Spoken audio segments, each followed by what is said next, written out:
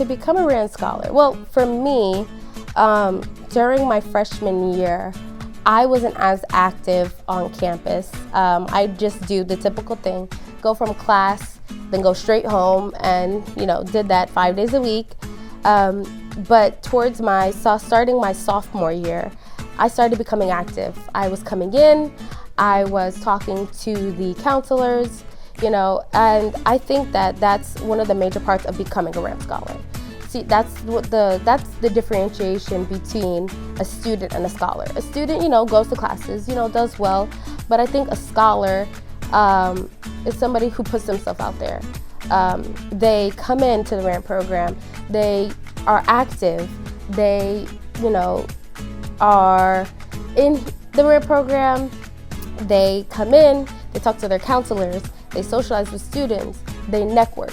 And especially, most importantly, networking, which is something that you learn at the RAND program, and it's something that's going to be completely beneficial to you